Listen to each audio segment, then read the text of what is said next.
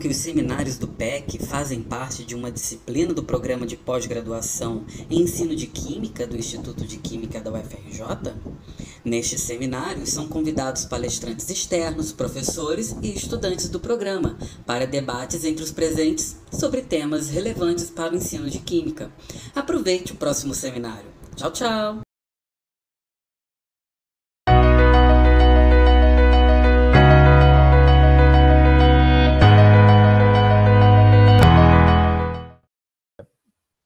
Então, eu vou começar, então, o seminário de hoje, né?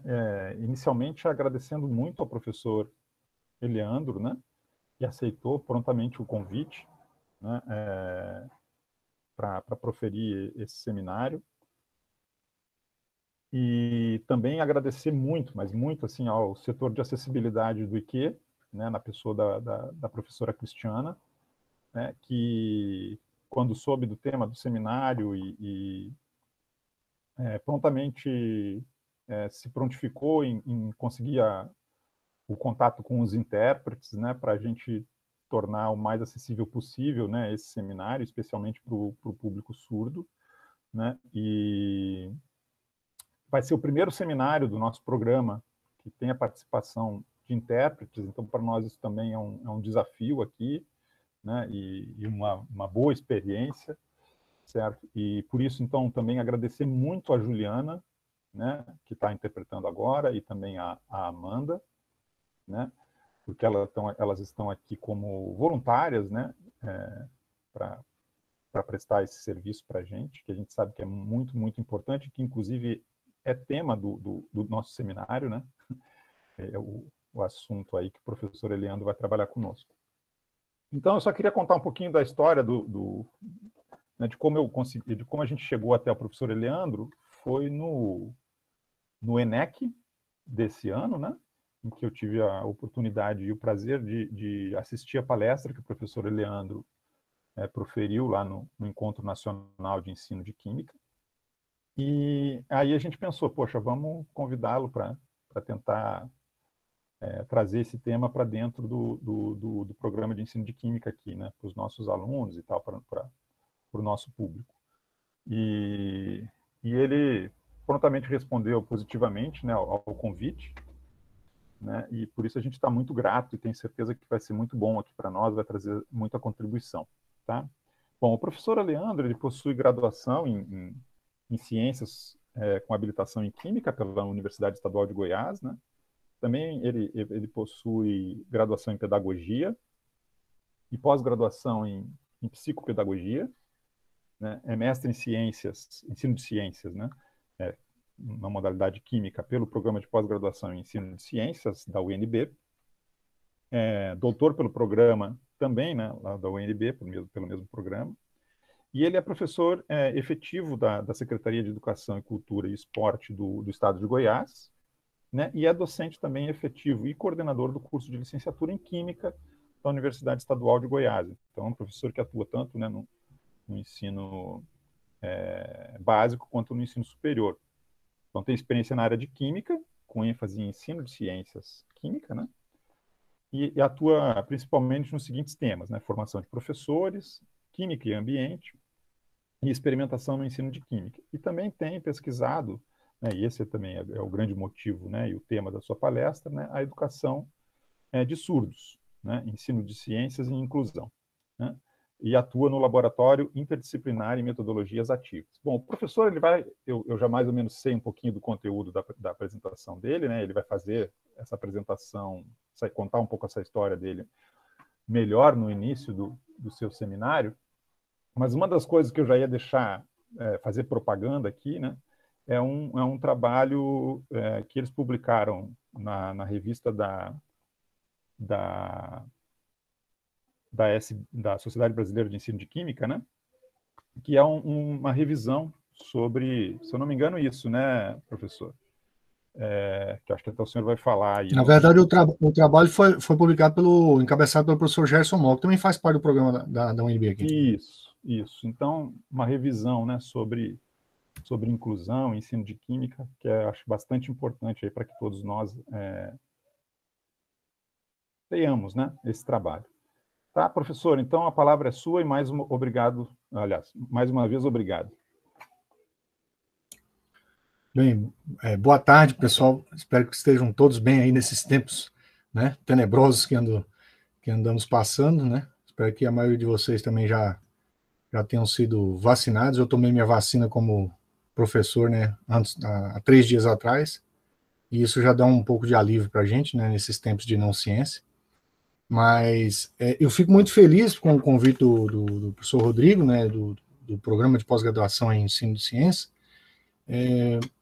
também porque algum tempo atrás, há 10 anos atrás, eu era um mestrando, né, e eu agora estou numa posição inversa, eu estou colaborando para que outros estudantes que estão ingressando às atividades de pesquisa, eles consigam ter acesso a informações diferentes às vezes, né? Por que a gente fala diferentes, né? Porque, como o professor disse aí, essa é a primeira atividade do programa de vocês que tem a participação de um tradutor e intérprete de língua de sinais, língua portuguesa, né? TILSP, né?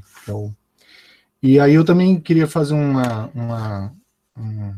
abrir um aspas para isso aí, porque a minha tese foi a primeira a ser defendida pelo programa e a primeira também a ter tradutor e intérprete de língua de sinais e a primeira a ter um doutor surdo na banca, que foi o professor Glaucio de Castro Júnior, né, que é formado em biologia, né, atua no Instituto de Letras, né, alguns de vocês devem conhecer, principalmente o pessoal que tem relacionamento com o INES, porque ele também tem ligação com o INES, né, e a participação dele na minha banca foi importante porque ele a gente diz assim que o surdo é dono da língua, né, então a participação dele na minha banca ajuda a digamos assim, não é validar, mas dar um peso ao que eu fiz, né?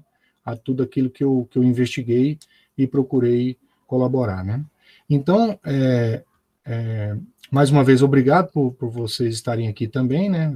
Obrigado pelo convite aí do professor Rodrigo, e eu espero que a tarde de hoje seja uma tarde proveitosa, que a gente possa, não só eu apresentando aqui, mas depois a gente abrir um debate que a gente possa tirar algumas dúvidas e avançar um pouco mais nessa temática, né? Esse tema aqui, pessoal, surdez e codocência, emergência educacional inclusiva, efetiva e conceitual, ele tem sido parte de algo que eu estou desenvolvendo junto a alguns colegas. A gente está procurando elaborar eu estou organizando um livro, né? E esse título, não bem desse jeito, mas o Invertido, Codocência e Surdez, Emergência Educacional Inclusiva, Efetiva e Conceitual, faz parte do prelúdio do livro, né? E é onde eu procuro esclarecer, né? Porque o livro que a gente quer organizar é um livro voltado para a educação básica, especialmente, né? Porque, como bem o professor Rodrigo falou, os ENECs, né, os Encontros Nacionais de Ensino de Química, por muito tempo a discussão era que as publicações feitas, elas não chegam na escola, né? A gente faz publicação na Química Nova na escola, faz em Química Nova, faz em outras revistas, né? Agora tem a revista da Sociedade Brasileira de Ensino de Química, e essas publicações, elas não chegam na escola. Então a gente quer fazer uma publicação que ela seja distribuída gratuitamente nas escolas, justamente para tentar,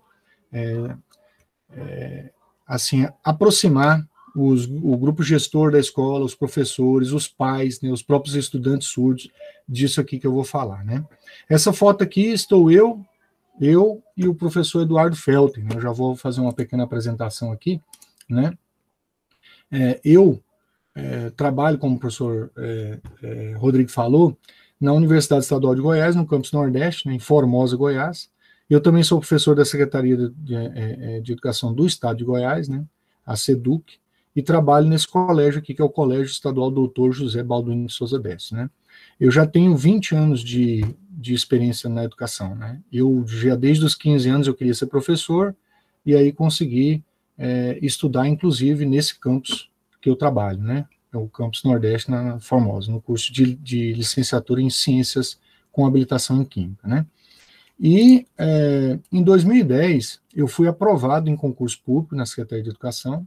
Até então eu trabalhava como docente, professor substituto, né, docente temporário na UEG, mas eu fui aprovado em 2010 para trabalhar na SEDUC. E aí eu entrei na sala de aula, logo em 2010 mesmo, quando eu entrei na sala de aula eu tinha iniciado o meu mestrado. Mas eu entrei na sala de aula e tinha um estudante surdo lá, né? Aí eu, que legal, perguntei o nome dele e tal, conversei na época a gente chamava de intérprete, né, a gente chama de intérprete no Goiás e tal, e aí conversei com ele e tal, prometi para ele que eu ia aprender Libras, e até hoje não tenho domínio, né, não sou fluente em Libras, mas prometi para ele que eu ia estudar um pouco da língua dele, mas queria que ele prestasse atenção nas aulas de Química. E como vocês sabem, a turma de primeira série, não sei se todos sabem, mas geralmente eu particularmente começo perguntando sobre o que é a Química, o que um químico faz, o que um químico estuda. E aí, quando eu comecei a adentrar no discurso da Química, né, no discurso da ciência, eu comecei a falar em átomos, substâncias, né? Quando eu comecei a usar esses termos, aí eu olhava de rabo de olho para a intérprete, ela não fazia nada, né? Ela não batia a mão, né, como o pessoal diz, né? Ela não traduzia nada. E aí, ao final da aula, nesse dia, eu conversei com a intérprete e perguntei para ela, por que é que quando eu falo átomo, substância, esses termos você não traduz? Ela falou, porque isso não tem jeito. Naquele momento que ela disse que não tem jeito, aí, como você sabe, o espírito pesquisador vem na hora, né? Tem que ter um jeito para resolver isso. Só que eu já tinha iniciado o mestrado, e aí eu continuei meu mestrado fazendo, por isso que eu trabalho também com Química e Ambiente, porque eu criei uma disciplina que trata da questão ambiental, né? Que inclusive fez parte, duas atividades que eu fiz no mestrado, fizeram parte do doutorado, voltados para a educação de surdos do ponto de vista inclusivo, mas aí eu continuei o mestrado, mas eu comecei, paralelamente, a investigar as questões de surdez voltadas para o ensino de ciências, né?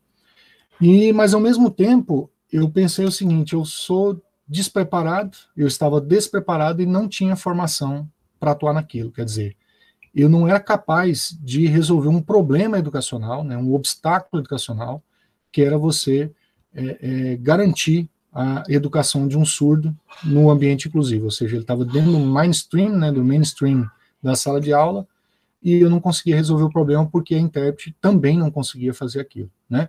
E aí foi o gatilho para iniciar o meu doutorado, que eu iniciei em 2015, né, no programa de pós-graduação em Educação e Ciências, né, pela Universidade de Brasília, e segui uma linha de formação de professores, e o eixo de interesse era o ensino de ciência e inclusão.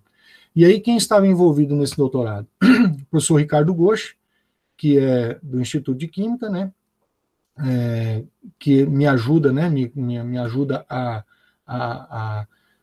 como é que se diz, discutir as questões voltadas para a metodologia do trabalho, a questão do próprio ensino de Química, né, ele é encabeçador de programas como o Programa de Avaliação Seriada, trabalha muito com avaliação, com livro didático, né, então, e foi meu orientador no mestrado, né, e para me ajudar nas questões voltadas para a tradução e interpretação de língua portuguesa e Libras, nós convidamos a professora Patrícia Tucci, né, que é do Instituto de Letras, né, alguns de vocês eu acredito que conheçam também, ela é colega do professor Glaucio de Castro Júnior e do professor Eduardo Felt, e hoje ela coordena as atividades no INEP, né, voltadas para o Enem em Libras, né, e prontamente ela me ajudou muito, porque ela é muito conhecedora da língua de sinais, foi casada com surda, ela tem muita compreensão de língua de sinais, e também o professor Eduardo Felten, né? O Eduardo Felten é meu amigo, né? Um colega de muito tempo, meu amigo,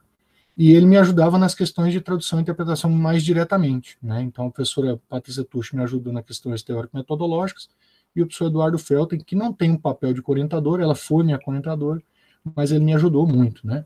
E aí rendeu, então, essa tese aqui, Formação Inicial de Professores de Química, uma perspectiva de atuação profissional como tradutor e intérprete de língua de sinais, né? Um estudo sobre a codocência.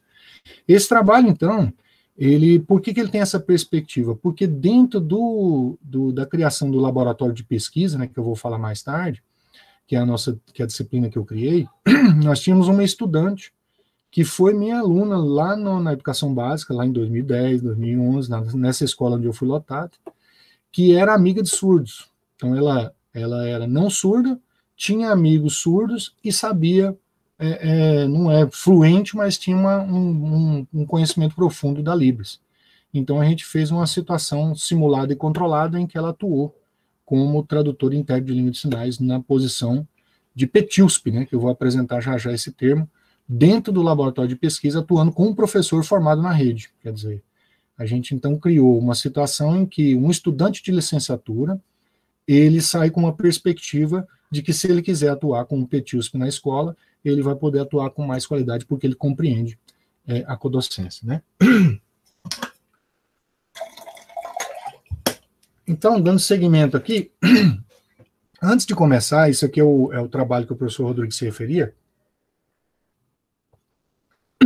É um trabalho que foi publicado agora em 2020, né, em janeiro até dezembro, é uma revista da Sociedade Brasileira de Ensino de Química, né, e encabeçado aqui pelo trabalho do professor Gerson Moll, que é também lá do Programa de Pós-Graduação em Educação e Ciência, e eu tirei alguns trechos aqui que eu acho que valem a pena a gente observar, né, que existe uma carência de pesquisa, né, eles dizem assim, ó, assim como relato em pesquisas anteriores, o quantitativo de trabalhos com ênfase na formação docente contínua é baixo, principalmente no que diz respeito à normatização de ações pedagógicas e inclusivas no ambiente educacional, evidenciando que algumas carências da área, no que tange a temática em questão, não foram sanadas ao longo dos quase 20 anos de publicação. Eu me lembro da revisão biográfica que eu fiz, eu já percebia que os nossos eventos têm carência, principalmente na área de formação de professores para a compreensão da educação inclusiva, né? São trabalhos muito pontuais, mas que têm uma carência enorme. Então, numa perspectiva aqui de educação especial, né? Então, eles apresentaram o seguinte também, ó, que essa aqui é uma representação dos modelos de atendimento ao estudante com dificuldade de aprendizagem. Então, você tem um modelo, que é o modelo excludente, né? Modelo excludente aqui, você percebe que os verdinhos estão todos dentro do círculo. Você tem um modelo que é o modelo da segregação, que você exclui, que é o que acontece muitas vezes devido a preconceitos e tudo mais dentro da escola. E o que se tem feito muito é isso aqui, integração. A pessoa tem feito integração acreditando que faz inclusão, né? E aí gera-se aqueles grupinhos, né? Que é aquilo que a professora Celeste Kelman apontou nos trabalhos dela, né, que é o seguinte, você cuida dos seus, que eu cuido dos meus, né? Aí fica essa briga, nessa disputa, dizendo que e é isso que eu procuro resolver na minha tese, essa disputa, que é do professor dizer que é o responsável pela educação do surdo no ambiente inclusivo, é do TIUSP, porque o TIUSP sabe a língua dele, né? E o TIUSP, em contrapartida, diz que a responsabilidade de ensinar o estudante surdo é do professor, porque ele é o chefe da cadeira, o chefe da disciplina, né?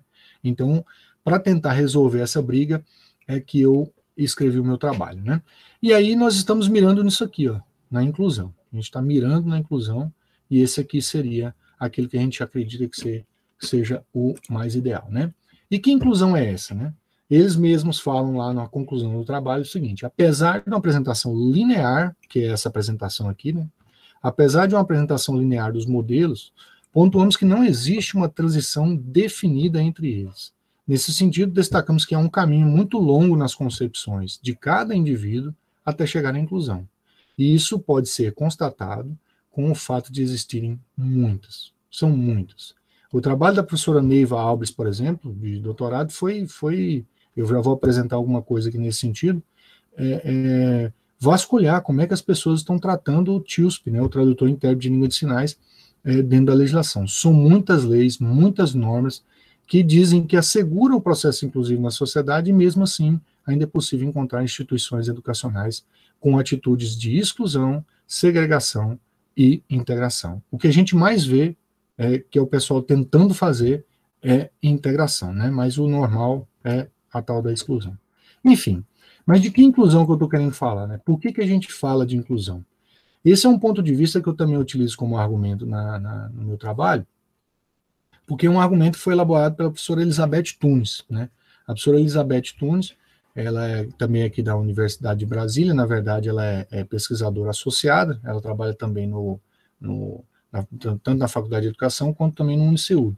Mas ela já fala o seguinte, ó, que desde o início, a expressão inclusão escolar que a gente emprega faz referência a um grupo específico de pessoas que a gente diagnostica como deficientes, né?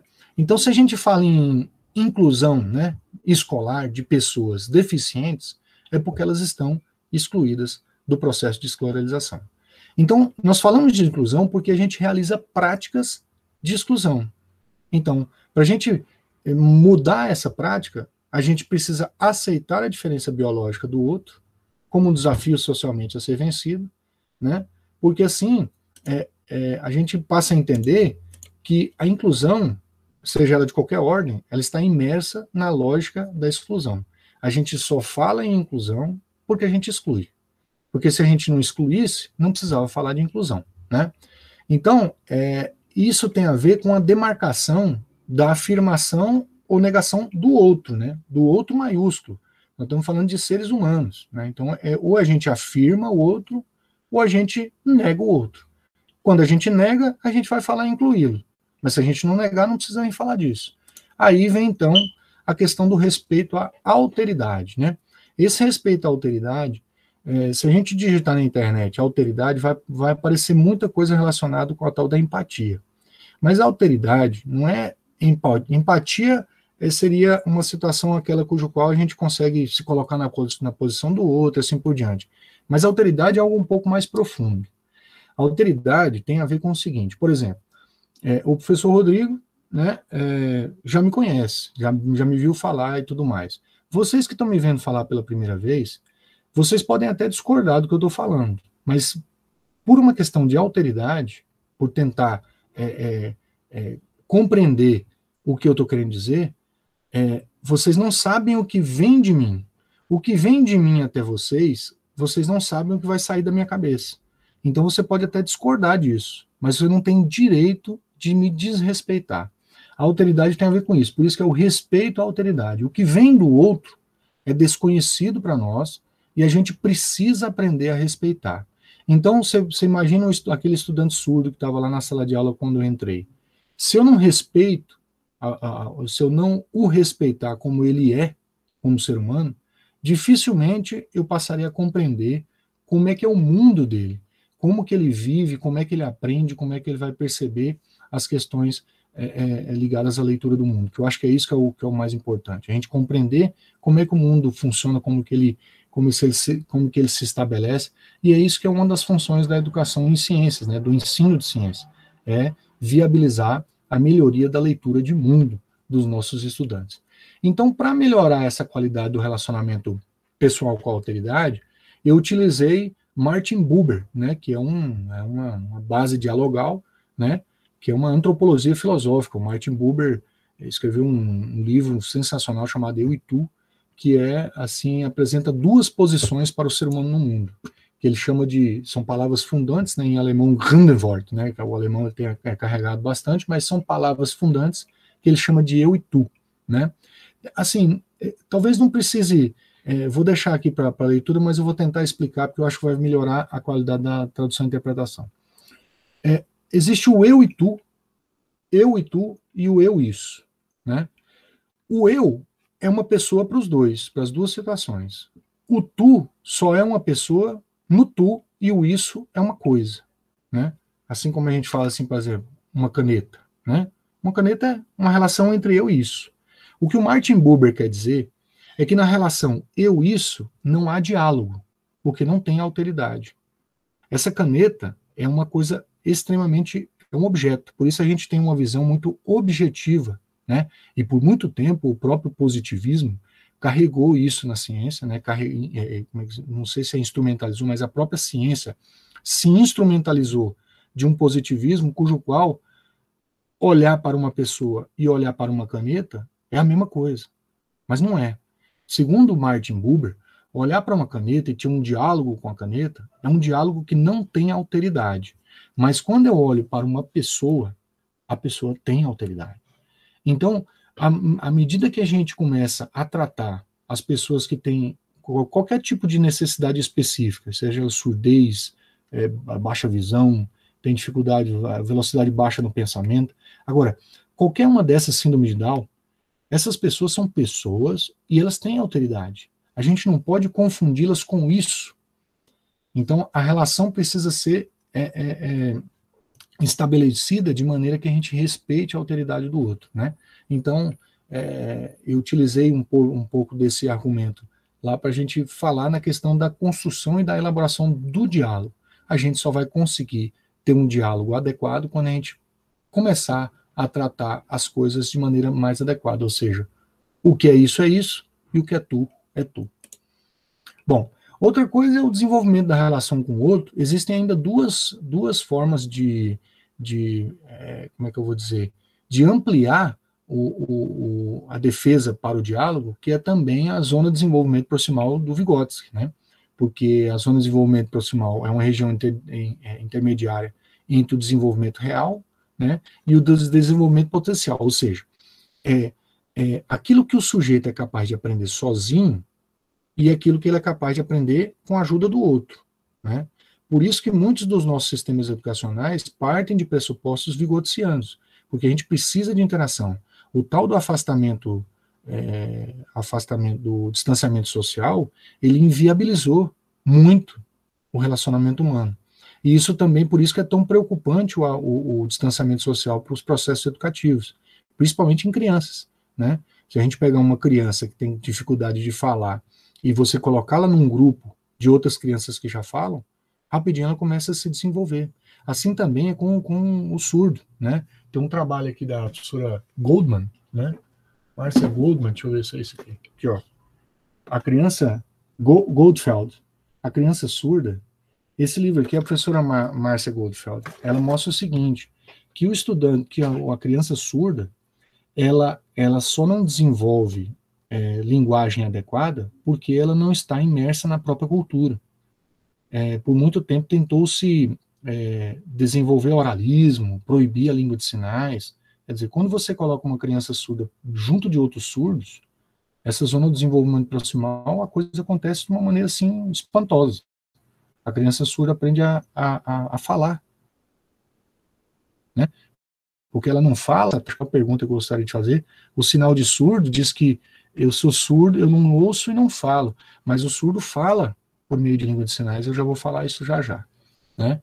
E aí tem a questão dos signos, né, e o uso da palavra. E isso a gente encontra lá em Voloshinov, né, que é do Círculo de Bakhtin, né, que ele diz que há uma razão dialógica entre o psiquismo, que é individual, né, e a ideologia, que é social. Então, dentro da estrutura da sociedade, a gente percebe que o indivíduo e a sociedade, e tudo isso aqui, ó, é inseparável. Onde há signo, há ideologia. Ou seja, onde há um sujeito, há também sociedade, né? Então, é um círculo, né? Não é que é um círculo, é uma interdependência, né? O psiquismo, que é individual, e a ideologia, que é social, eles são inseparáveis. Então, quando um determinado sinal, ou sinal-termo, né? Que eu já vou falar o que é o sinal-termo, é executado, a palavra também é proferida. Então, a gente não pode dizer que o surdo não aprende é porque ele é surdo, né? Na verdade, o obstáculo linguístico vivenciado pelo surdo não reside na condição física de não ouvir, mas sim na sua condição de aquisição de língua de sinais e na sua relação que ele pode estabelecer ou não com os pares sociais, né? Com a comunidade surda, ou seja, com o outro, né? Então, a gente não pode simplesmente dizer o surdo não aprende porque ele não ouve. Não, ele não aprende porque ele não adquiriu língua. Ele não adquiriu, não seguiu essa estrutura que eu estou tentando apresentar aqui agora, né? Bom, então, o que é o sinal-termo, né? Eu vou explicar rapidamente, não precisa de ler aqui, mas se vocês quiserem, depois eu posso mandar isso para o professor Rodrigo, né? Ou deixar disponível para vocês terem acesso ao texto. Mas a professora Nilde Faustich, né, que é a criatura do curso de Letras Livres da Universidade de Brasília, ela quando estava orientando o professor Messias, né, que é surdo também, estava fazendo mestrado, ela percebeu que a palavra sinal, para se referir a questões que envolvem símbolos, fórmulas, conceitos, né, conhecimentos específicos, como é o caso da química, era insuficiente. Então ela criou o sinal-termo. O que é o sinal-termo? Quando eu faço um sinal de maçã, por exemplo, o sinal de maçã é um sinal comum, é um sinal da língua de sinais, é um sinal de qualquer comunidade, você faz isso aqui, todo mundo sabe que é maçã, né?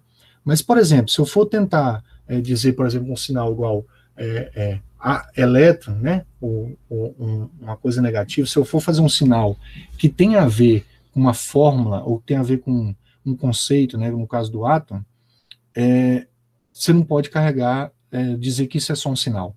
Ele é um sinal termo porque ele carrega conceitos embutidos no sinal, né? E por que eu estou optando por utilizar o surdo com S maiúsculo, né? Isso aqui é uma sugestão do professor Glaucio de Castro Júnior, que está na minha banca, é surdo, né? Da Universidade de Brasília, e ele diz o seguinte, que o surdo com S maiúsculo, ele tem uma relação com a especificidade e a identidade, né, vivenciada nos artefatos culturais, da própria cultura surda. O surdo com S maiúsculo é uma posição política, né, uma posição política de dizer que ele tem luta por seus direitos, né, culturais, linguísticos, educacionais e assim por diante, né. Por isso que eu vou usar sinal. Eu uso sinal para quando eu estiver falando de uma coisa que está na língua de sinais propriamente dito, e sinal termo quando eu estiver me referindo a conceitos, formas e química, né? E surdo com S maiúsculo. E quem promove essa acessibilidade linguística, né? Quem promove essa acessibilidade linguística é o TIUSP, né? O termo mais adequado, isso é uma sugestão que foi a professora Celeste Kelman que me fez, é tradutor e intérprete de língua de sinais / língua portuguesa, TIUSP. Né? Então, a presença do TIUSP no âmbito educacional, ele está ligado a algumas políticas públicas, né? Como, por exemplo, a lei de acessibilidade, né? A lei da Libras, né? Que é a lei do brasileiro de sinais, a 10.436, o próprio decreto, que regulamenta a lei, obriga a disciplina de Libras nos cursos de graduação e tudo mais, o Estatuto da Pessoa com Deficiência, né? 2015, né? E aí, aqui está aquela coisa que eu falei para vocês, né? Isso é bom para a gente poder tentar padronizar como se trata esse profissional, porque, por exemplo, aqui está o trabalho da professora Neiva Alves, né? O trabalho da professora Neiva Alves, eu acho que eu tive um pequeno problema aqui São mais de 21 termos que são utilizados. A intérprete de Libras, intérprete de não sei o quê, tradutor para a língua de sinais, quer dizer, são muitos os termos que são utilizados para se referir a esse profissional dentro da legislação. Aí eu particularmente vou utilizar isso aqui, ó, tradutor, intérprete de língua de sinais, língua portuguesa, tá? Bom, aí existe uma lei em 2010, o interessante é que essa lei aqui, ela regulamenta a profissão, né, do que eles chamam lá de tradutor e intérprete de língua brasileira de sinais. Não é língua portuguesa, língua de sinais. Tá vendo? Já tem uma outra de Libras. Ele fala sobre o artigo 4º, diz que esse profissional tem que ter formação em nível médio. Né? O artigo 6º diz que ele tem que interpretar em língua brasileira de sinais e língua portuguesa. Aí eu me pergunto, e as outras áreas de conhecimento? Quer dizer que o tradutor e intérprete de língua de sinais ele só vai fazer esse tipo de tradução só língua portuguesa e língua de sinais. As outras áreas de conhecimento, quando a gente está falando principalmente no ambiente educacional, quando inclui sinais termo, por exemplo, elas ficam prejudicadas. Por isso é que eu tenho defendido lá na minha tese, né, nos trabalhos que eu estou tentando publicar, e os que eu já publiquei, é que na educação básica, TIUSP, na educação básica, ele tem que ter formação em nível superior, não em médio, e tem que ser no âmbito da licenciatura. Ele precisa ser professor, né? Além dos pré-requisitos normais, e ele precisa atuar conforme as 4 áreas de conhecimento. Não dá para ter um TIUSP formado em, sei lá, literatura inglesa, língua inglesa e língua portuguesa. E aí você coloca ele dentro da sala de aula para atuar junto com o professor para traduzir termoquímica. Quer dizer, esse tradutor e intérprete de língua de sinais ele vai ter uma dificuldade imensa, e isso é compactuado, pelo menos nos corredores e todos os TIUSPs que eu já conversei, todos eles têm uma dificuldade tremenda de trabalhar com questões voltadas para a ciência da natureza. Então a gente está defendendo que ele seja formado em nível superior na área de licenciatura e de preferência que ele atue na sua área de conhecimento e formação. Por exemplo, no caso da química, ele tem que ser formado pelo menos em física e em biologia. Bom, aí nós temos aqui, por exemplo, alguns exemplos, né? Vou dar alguns exemplos aqui. Ó. Se a gente pega lá no Capovilla, a gente pega lá ó, o sinal para termômetro, né? Aí você pega sinal para calor, aí você pega o sinal para quente, aí você pega um outro sinal aqui que é praticado lá em Uberlândia para termômetro, né? Quer dizer, aí eu vou e falo assim, ó, todos os corpos, se não tiver no zero absoluto, no 0 Kelvin, eles emitem calor. Que calor que a intérprete vai fazer aí agora? Olha lá, o sinal que ela fez foi esse, ó. Não é esse calor que eu estou falando. É um outro calor. Eu estou falando calor de transferência de energia. O calor, cientificamente falando, que é, na verdade, uma manifestação energética, principalmente por conta das ondas infravermelhas, o calor existe quando existe diferença de temperatura. Só que aí você vai procurar em qualquer literatura, qualquer glossário, qualquer edição, não tem um sinal termo para isso. E aí, o que acontece? O surdo vai acreditar em quem quando estiver dando aula sobre calor lá de termoquímica? Na intérprete ou no professor? Ele não leu o lábio, ele olhou para a intérprete, ou para o tradutor intérprete de língua de sinais. Aí ele vai acreditar em quem? Infelizmente, o surdo não tem como questionar a autoridade de quem está fazendo esse papel.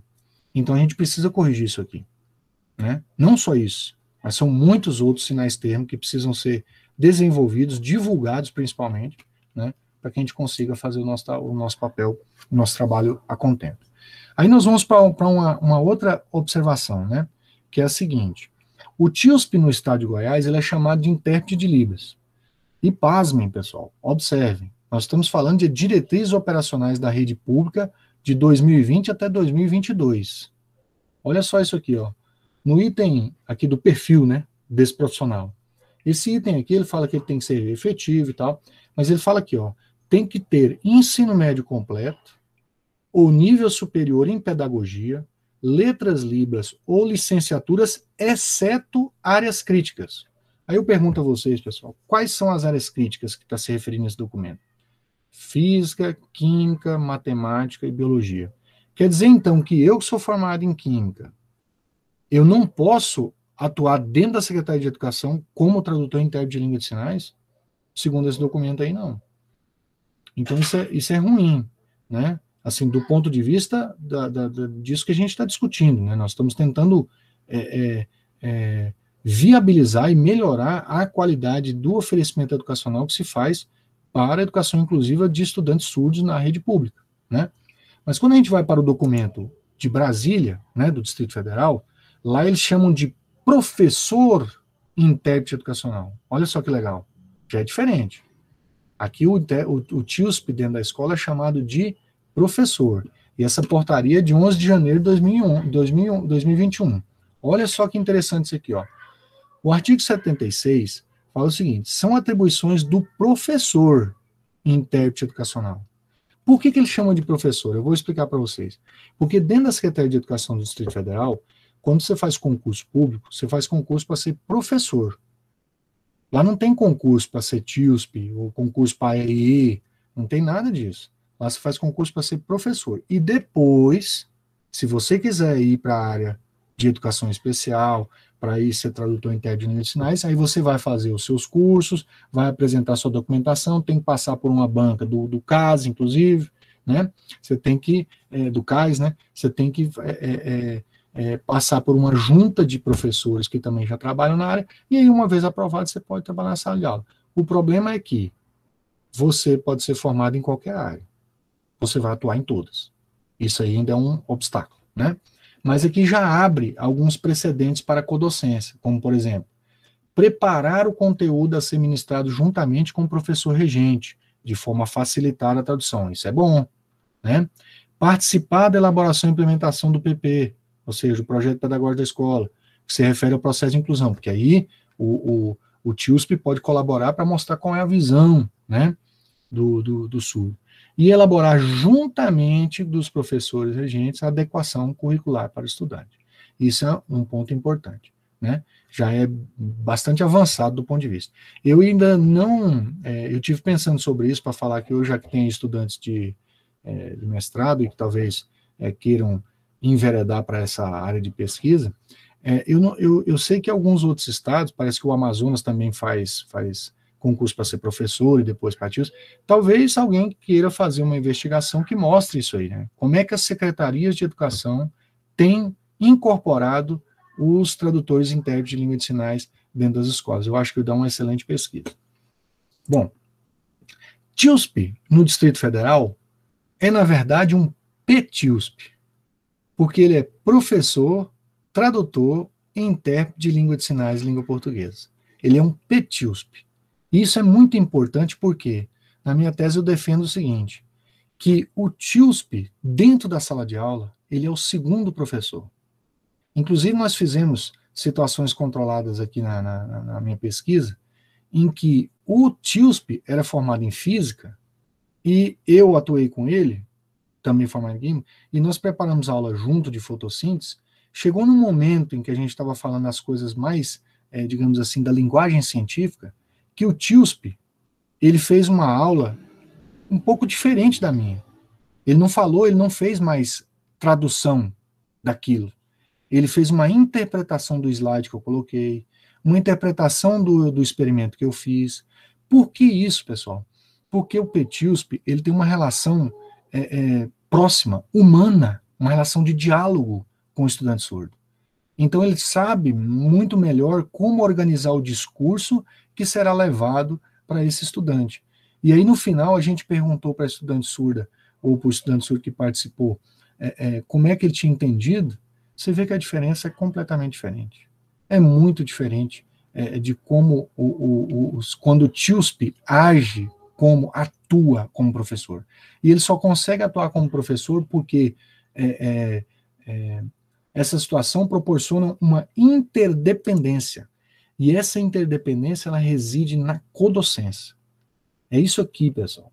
É professor junto com o tradutor e intérprete de língua de sinais atuando juntos. Não é segregar, não é botar o grupinho dali, não é preparar as atividades juntos, é elaborar os glossários, é criar as condições para que a aula seja perfeitamente adequada naquele momento, né? Inclusive com imagens, né? Com um tempo de fala mais agradável para a realização da tradução e interpretação. Vou falar de tudo isso aí mais na frente. Então, veja bem, o que é a codocência? Conforme a professora Celeste, a codocência é uma modalidade de serviço em que 2 professores, em sala de aula, atuam para facilitar a inclusão do estudante surdo, bem como para observar a melhor compreensão dos conteúdos curriculares. É disso que eu estou falando, né? O entendimento é que a codocência é um trabalho mútuo, compartilhado, e no qual o planejamento, avaliações, né, enfim, todas as atividades envolvidas no ambiente educacional são compartilhadas, ou seja, o professor e o PTIUSP atuam compartilhando essas situações. E eu digo que esse modelo da codocência é um modelo que permite oferecer educação inclusiva efetiva e conceitual, porque apresenta vantagens que incluem oportunidades de troca de ideias entre os profissionais envolvidos no processo ensino-aprendizagem. Ou seja, você coloca o professor para conhecer melhor o mundo do surdo e vice-versa. Além de que, por que é efetiva? Ela é efetiva quando o professor é formado em ciências e o TIUSP também é formado em ciências. Aí a inclusão, a educação inclusiva passa a ser efetiva quando você usa esse modelo de codocência. Então, a codocência é uma modalidade de serviço em que os profissionais não são subordinados um ao outro, mas compartilham das responsabilidades, ou seja, do planejamento, da instrução e da avaliação durante o processo de aprendizagem de todos os estudantes. O PTIUSP pode ajudar, inclusive, nos estudantes não surdos. Esses profissionais têm, por natureza educacional, a função de educar. Portanto, devem atuar como professores no âmbito das salas de aula inclusivas. Bom, qual que é a proposta, então? A proposta da codocência vai além da presença de 2 professores em sala de aula, porque ela busca desenvolver ações conjuntas nas quais ambos planejem, elaborem e desenvolvam estratégias pedagógicas com vistas ao estabelecimento de um ambiente adequado e de pleno respeito à diversidade e aos limites de todos os estudantes. Nós não estamos falando que é uma aula preparada para surdo, não é nada disso. A codocência ajuda a evitar a cisão da turma e separação dos papéis do professor generalista, que é o professor da disciplina, e o professor especialista, que é o TIUSP, né? Aquilo que eu falei, né? Quando um fica lá, cada um cuida você cuida dos seus, eu cuido dos meus, né? E a codocência bem-sucedida, os 2 professores trabalham no planejamento das atividades, na elaboração do material, na criação de estratégias pedagógicas, buscando um ambiente propício ao aprendizado que leve em conta os limites e a possibilidade de todos os estudantes. Aqui é importante a gente traçar aqui um esclarecimento, assim como foi feito lá com o sinal-termo, que é o seguinte. Muita gente assim, não é que confunde, mas nós não estamos tratando de educação de surdos. Educação de surdos, o que se fala, educação de surdos propriamente dita, é educação bilíngue. Isso é diferente, né? Porque a educação bilíngue, a Libras é a primeira língua. Né? Nós temos uma escola em Brasília, né, a escola bilíngue Taguatinga, que lá tudo acontece como primeira língua, a língua brasileira de sinais, né? E o português escrito é a segunda língua. Isso é um ideal, né? É uma vontade da comunidade surda. Isso aí tá mais do que claro.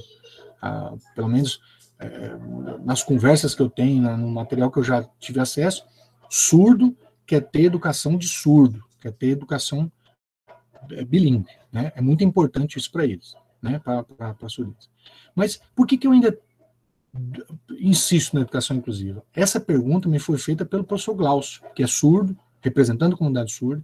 Por que você insiste na educação inclusiva?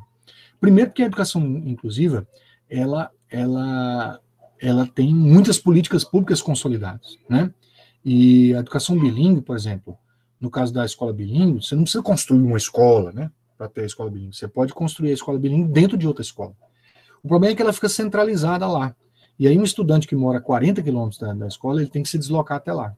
Com a educação inclusiva, você consegue colocar o estudante no mainstream, né, ou seja, no mainstream da sua comunidade, no seu bairro, no seu local.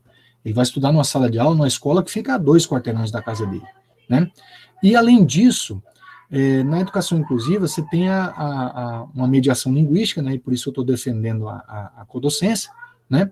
Já falei aqui da escola regular, abrangência, e com essa mediação linguística, você tem, então, essa possibilidade de que o estudante estude junto com outros colegas da turma, a gente aproxima os não surdos do estudante surdo, e vice-versa, né? Além de exercer essa codocência.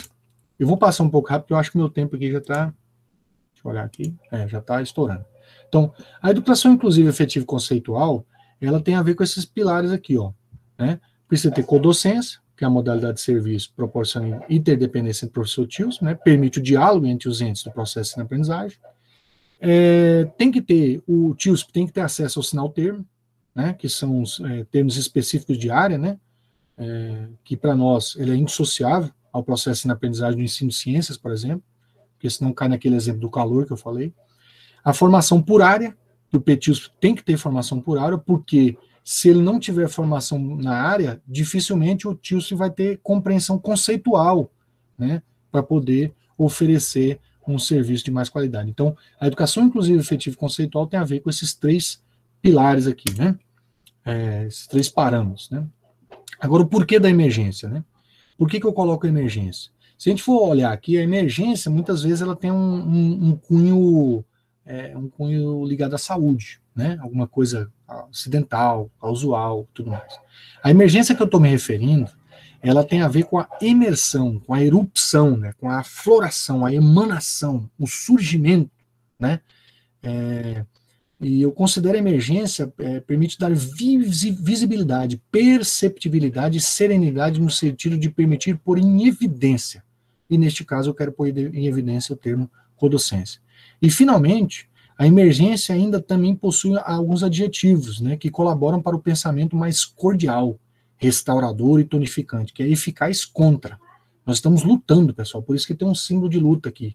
A codocência está lutando contra uma estrutura de política pública oferecida nas escolas. Não sei se eu fui claro até esse ponto, né? Mas, ao mesmo tempo, de maneira antagônica, a emergência sugere uma dificuldade, impraticabilidade, onerosidade, porque vai custar um pouco mais caro para o Estado isso, laboriosidade e trabalho árduo, né? Enfim, a codocência é uma emergência educacional que merece atenção, respeito e notoriedade, né?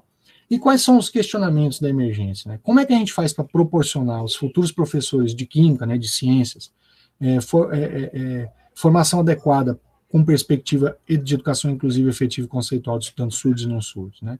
E em que medida as licenciaturas podem incorporar em seus projetos pedagógicos, né, nas suas estruturas curriculares, algo que possam viabilizar esse tipo de proposta, né? Aí eu falo de uma disciplina, né? Eu criei uma disciplina, inclusive essa disciplina foi criada, que foi o meu laboratório de pesquisa, né? E na tese eu descrevo como é que eu criei a disciplina, como é que ela se desenrolou. E hoje eu tô aqui no Campus Nordeste, eu estou criando um curso novo de licenciatura em Ciência da Natureza, que tem alinhamento com a Base Nacional Comum Curricular e tudo mais. E lá eu coloquei disponível uma disciplina chamada Ensino de Ciência da Natureza e Inclusão, né? Que a ementa fala de linguagem e conhecimento, alfabetização científica e letramento científico e tecnológico, né? Em uma perspectiva inclusiva, pensamento e linguagem e inclusão e exclusão social e educacional, a codocência, né? Inclusão efetiva e conceitual de estudantes surdos e não surdos e suas relações com o ensino de ciência da natureza, necessidades específicas, as demais, né? A tratar um pouco da legislação, aplicações metodológicas e tecnológicas em um contexto inclusivo. Tudo isso num movimento como semelhante a esse aqui, ó. A gente apresenta o mundo da ciência e a experimentação para um TIUSP, lembrando, essa disciplina ela tem caráter extensionista, quer dizer, os TIUSPs, os professores da rede, estudantes surdos podem se matricular nessa disciplina como aluno especial, né, que geralmente fala na Universidade Federal, né? O mundo da ciência é apresentado para essas pessoas que não têm esse contato, né? Alfabetização científica e letramento científico e tecnológico também. A inclusão e a exclusão social, ela é tratada de ambos os pontos de vista. A gente apresenta o trabalho do PETIUSP, as dificuldades, né, os desafios da tradução e interpretação, trata da codocência e também trata de como é que é o processo de aprendizagem de estudantes surdos. Porque a gente vai tentar fazer uma organização de uma aula que leve em conta a presença de um estudante surdo na sala de aula. Ou seja, você regular o tempo de fala, você ampliar facilitar a organização do discurso, né, carregar em uso de imagens e assim por diante. Bom, por que a gente precisa fazer isso? Né? Isso aqui é uma das conclusões da minha tese. Porque as licenciaturas são espaços por excelência para promover a efetiva educação inclusiva por meio da imprescindível e requerida compreensão conceitual, né? Ou seja, o estudante surdo precisa aprender conceito, né, de ciência, e se a gente traduzir calor desse jeito, ele não vai aprender. E, fundamentalmente, os espaços da licenciatura servem para interações sociais, viabilizam diálogo, tanto de Martin Buber, quanto de Vygotsky, quanto o diálogo bakhtiniano, né, de Voloshnov, e o uso dos recursos linguísticos. De estudantes de licenciatura, da educação básica, todo mundo. Então, tal promoção de formação inicial e contínua viabiliza-se porque no âmbito desses cursos é que a gente utiliza a linguagem química, né? A gente vai tratar de química, de ciência, dentro dos cursos de licenciatura, então você acaba melhorando a formação do TIUSP, por exemplo, né, para melhorar o seu discurso. E o papel central da codocência exercido pelo TIUSP, a gente espera que ele, por ofício, traduza e interprete corretamente, né, o conceito científico, né, porque se ele traduzir de maneira errada, fica igual o erro conceitual do livro didático. O estudante não questiona, né, se o livro didático está errado, o estudante, surdo, não surdo, ele não questiona, ou não tem condições de questionar a autoridade do autor. E aí, quando o TIUSP faz tradução equivocada, porque não sabe, infelizmente, não é por culpa dele, o surdo não tem condições de questionar. Quais são as implicações, para finalizar, né? Aí eu estou solicitando ao Conselho Nacional de Educação que sejam incorporados os raciocínios da tese, né, para que as diretrizes curriculares sejam mudadas e para que os cursos de licenciatura do Brasil incorporem em suas propostas pedagógicas disciplinas que viabilizem o acesso a esses conhecimentos, né, de educação inclusiva, efetiva e conceitual. Lembrando, codocência, sinal termo e PETIUSP por área, né? E que as diretrizes operacionais, como aquela do Estado de Goiás, também seja mudada, né, que passe a entender que o TIUSP, quando atua dentro da sala de aula, dentro da escola, ele não é simplesmente um tradutor intérprete de língua de sinais, como o do Senado, por exemplo, né, ou da igreja, né? Ele é um TIUSP especializado em realizar esse tipo de processo no âmbito educacional, né? Quais são os limites desse modelo? É que você precisa fazer uma reorganização curricular, né? Você precisa redistribuir a carga horária dos professores PETIUSPs, né? Porque você vai ter intérprete por área, né? Tradutor, que o pessoal chama de intérprete por área. PETIUSP por área é diferente de você ter um para a escola inteira, você vai ter que ter 4, né? E aí tem a distribuição da carga horária, vai ter que fazer um horário diferente, se é uma limitação, e também tem que ter um largo investimento, né? Tem que ter investimento financeiro para você mudar esse tipo de perspectiva. E acima de tudo, que nesse caso aqui está abaixo, mas é acima de tudo, tem que ter vontade política, né? E a vontade política a gente só consegue se a gente pressionar, né? Se a gente fizer nossas lutas, continuar lutando, né? A codocência em seu melhor, eu acho que é isso. Muitíssimo obrigado pela atenção de vocês. Aqui está o contato, a professora que pediu o contato, né? Mandar o e-mail aqui para, pode ser para esse aqui também, mas eu tenho usado mais o da UEG, tá? Mas acho que é isso. Muitíssimo obrigado. Muito obrigado, Leandro. Excelente, assim, a tua contribuição aqui, e já movimentou bastante o chat, né? Tem algumas perguntas, né? Algumas colocações, pessoal elogiando bastante aqui também, né? E a gente chega, então, para o segundo momento, né? Que é o momento para abrir realmente para as pessoas, né? Para as perguntas. Se alguém quiser colocar alguma questão específica aí para o Eleandro, ou mesmo fazer alguma consideração mais geral, né? Relatar alguma experiência, né? Então, nós temos a Cleisla aqui, nós temos também a Ana, né? Também, que são professoras e são surdas, e também tem a Vanessa, né? Então, fora o Luiz Gustavo, que também é professor do INES, né? Então, assim, pessoal, fiquem à vontade, né, para pegar o microfone e falar com o professor Eleandro.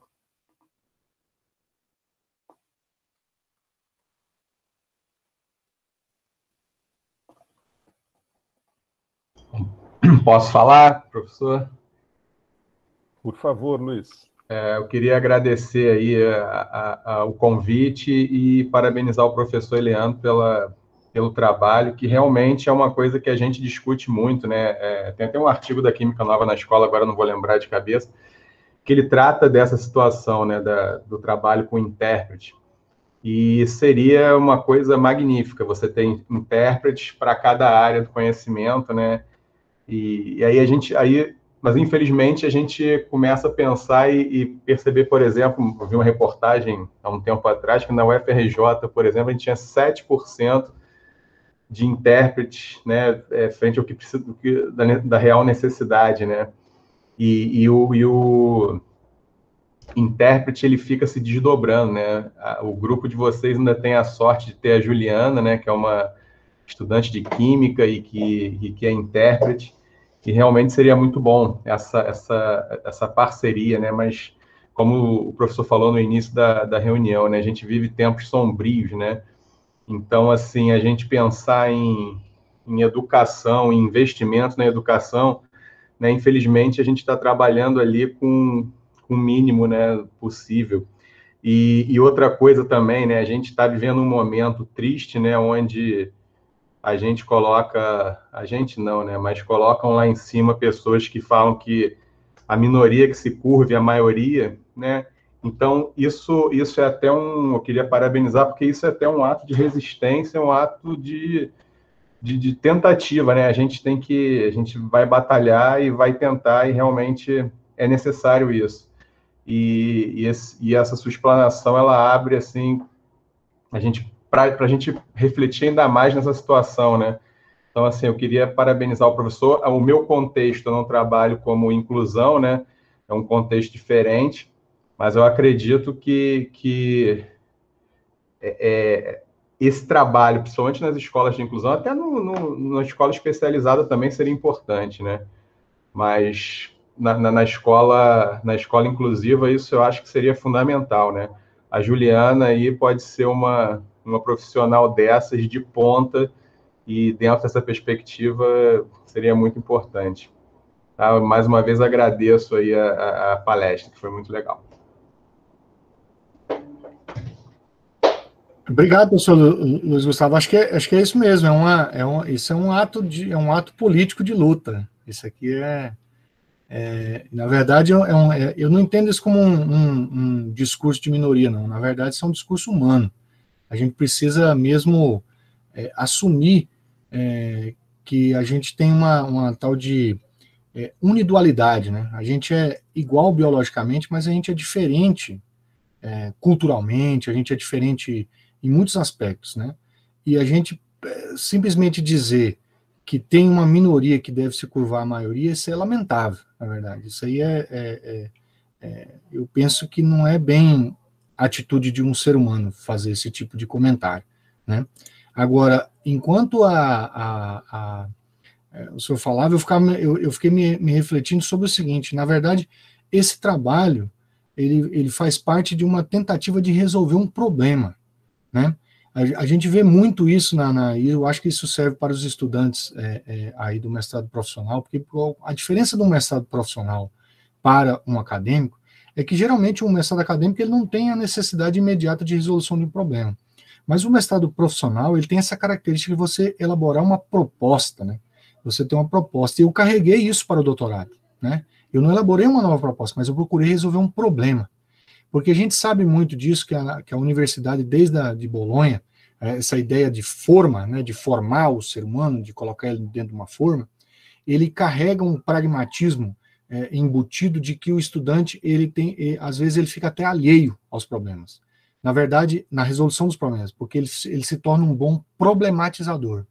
Dentro do processo da academia, ele acaba se tornando uma pessoa que sabe levantar muitas dúvidas, que sabe fazer muitas perguntas, mas que resolver as perguntas aí vai ficando para depois, né? Então, eu acho que vale a pena sugerir para os estudantes aí de mestrado que quando você levanta uma problemática, você tem que esmiuçá-la até você conseguir exaurir, né? Tudo que ela pode dar e tentar apresentar uma solução que seja prática, né? Uma solução que seja viável da sociedade absorver. Porque, por exemplo, isso que eu apresentei aqui hoje, é claro que tem que ter a vontade política, tem que ter o investimento, mas a gente precisa lutar por isso. É um interesse muito grande, né? Eu tenho falado, eu não sou participante da comunidade surda, eu sou uma espécie eu sou uma pessoa que tem sensibilidade com o ser humano, né? Então, a gente precisa lutar porque isso é de interesse da sociedade. Todos que eu converso, professor Luiz Gustavo, todos que eu converso, sejam eles defensores de educação de surdos ou inclusive, todos eles concordam com isso, né? Os meus colegas TIUSPs falam, nossa, cara, isso aí resolveria tudo. E por que a gente não consegue colocar isso em prática? É porque falta vontade política e investimento, né? Então, eu acho que isso aí não está difícil de ser alcançado. Eu acho que é uma luta que precisa ser travada por muitos, né? E quando a gente começa a divulgar, e por isso eu agradeço muito mesmo, professor Rodrigo, a oportunidade de falar isso com vocês, porque isso ajuda, isso depois vai ficar público, né? Publicado aí no YouTube, a gente vai divulgar isso aí bastante, porque quanto mais gente começar a tratar disso e falar disso, quanto antes a gente vai resolver o problema.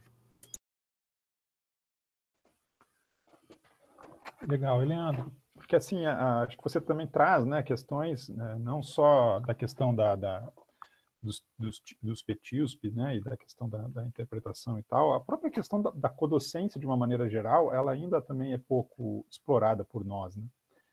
A realidade brasileira é que você tem falta de professor, imagina codocência. Né? Então, é muito interessante essa perspectiva do ponto de vista, enfim, pedagógico, de construir novas visões e tal, né?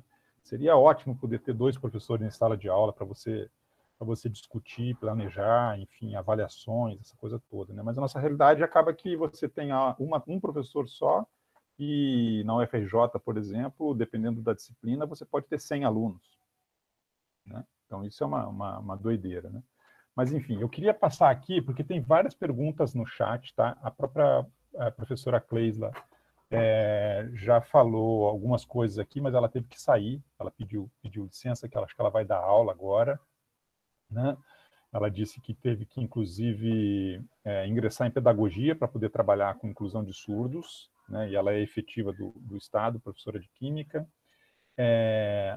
A Vanessa colocou uma questão bem interessante aqui. Ela falou, né, que a codocência parece ser a melhor metodologia. E ela também colocou assim, que no início da palestra foi muito emocionante, né? Falando que o surdo fica fazendo nada, parado, ao olhar o intérprete transmitindo o conteúdo, sem algum sentido, principalmente para o surdo no processo de entendimento. Aí ela disse que você falou isso, né, no início, e que para ela assusta muito. Aí não sei se você pode comentar um pouco, né, o que ela colocou para nós, Leandro. Pois é, eu na verdade não entendi bem o que ela quis dizer, não. Gente, a Vanessa ela tem um português muito enrolado Isso, mesmo. Eu não sei se ela disse que foi emocionante. Ela concordou com o conceito da coadocência, que ela achou que era o melhor. Ela queria, inclusive, ver o livro que o Rodrigo falou sobre o livro. E eu acho que, na realidade, ela quis dizer que ela concorda com muita coisa do que o senhor falou e que o surdo fica mesmo muito alheio e não participa, né, das atividades, né? E ela vai falando as palavras e vai colocando, mas ela botou no meu chat que ela concorda com tudo e que deveria ser desse jeito e não da forma como entendeu? Então, acho que eu posso comentar da seguinte maneira, né? Porque eu penso que a codocência pode melhorar, porque eu acho que o que ela está falando é o seguinte: a postura atual do surdo, do tradutor intérprete de língua de sinais e o professor é a seguinte: o surdo fica olhando para o intérprete enquanto o professor dá aula e fica aquela coisa monótona, né? Aí, quando você tem uma estrutura de codocência e o PETIUS performado na área, o que vai acontecer?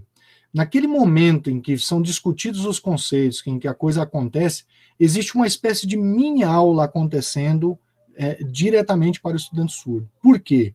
O PETIUSP, ele conhece, digamos assim, humanamente e emocionalmente o surdo, muito mais do que o professor da sala. Eu sei exatamente do que o senhor está falando. Ele sabe como atingi-lo por meio do discurso, prendê-lo à atenção, utilizar de palavras ou de termos, né, e sinais termo, que vão viabilizar o processo de ensino-aprendizagem e torná-lo muito mais dinâmico, muito mais ativo, né, muito mais participativo. Eu acho que é isso que talvez ela esteja se referindo. Professor, eu não falo Libras, e eles falam comigo e eles falam que eu entendo o que eles querem que a gente faça. Não preciso dizer mais nada. A comunicação não se faz só pelo signo.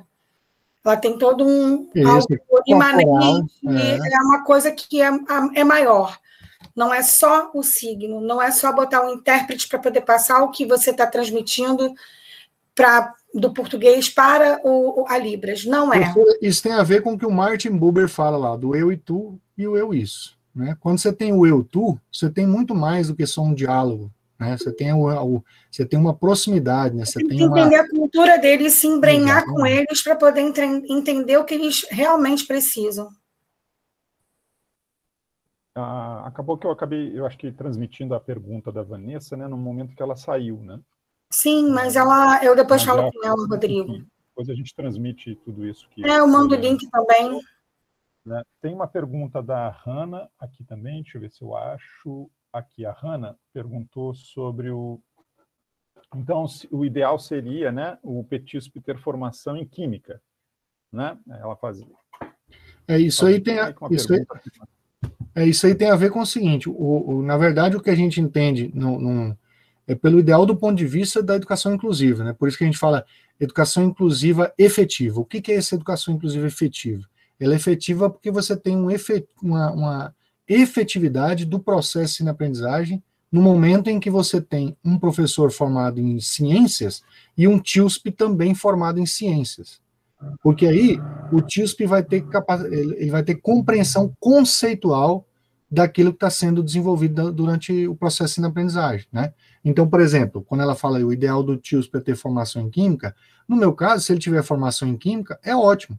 Porque quando eu falar de substância química, quando eu falar de equilíbrio químico, quando eu falar de entropia, quando eu falar de fotossíntese, esse TIUSP ele vai ter compreensão conceitual, e se ele tiver acesso aos sinais termo, ele não vai precisar construindo sinal na hora, né? Ou fazendo datilologia. Ele vai, pelo meio de sinal termo, ele vai explicar o sinal termo uma vez, o conceito vai ser muito mais bem estabelecido, né, mais bem proferido, do que se fosse um TIUSP formado em história, por exemplo, né? Ou formado em, sei lá, em geografia. Perfeito. Então, deixa eu Rodrigo, eu acho que a Kelly tem uma pergunta muito pertinente. Eu queria, de repente, que a Kelly abrisse o microfone e fizesse, né?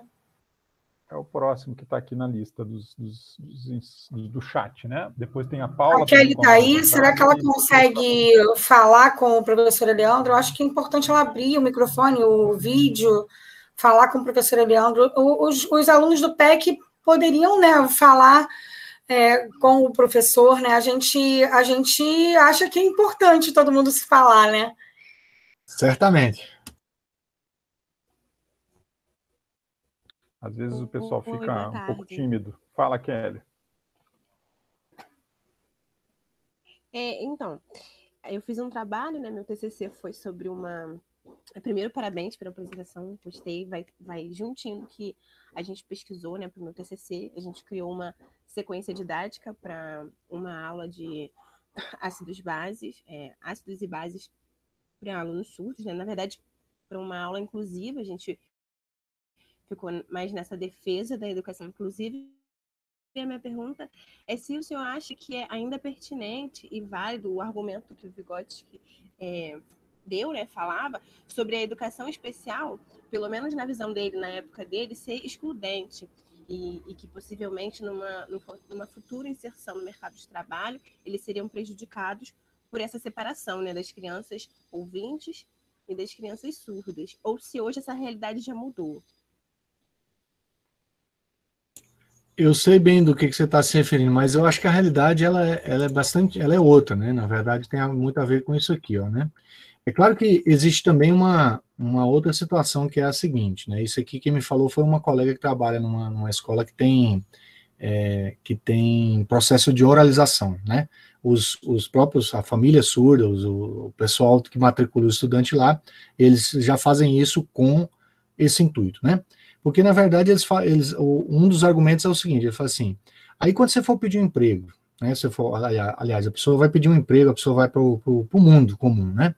Ele chega lá, e aí você acha que quem vai ganhar um emprego, o surdo oralizado ou o surdo que vai precisar de um intérprete para trabalhar, né? Então, esse é um argumento bastante forte, inclusive, né? Mas eu penso que o processo de oralização, ele pode ser desenvolvido por vários outros caminhos também, né? E o que eu estou querendo dizer aqui, por exemplo, é da nossa função em termos de escola, né? De educação, né? Porque oralizar-se ou aprender língua de sinais, isso é uma opção que o surdo tem. Ele pode procurar se desenvolver isso aí como uma questão idiosincrática, né? Eu quero ser oralizado porque eu acho que o mercado de trabalho vai me absorver melhor.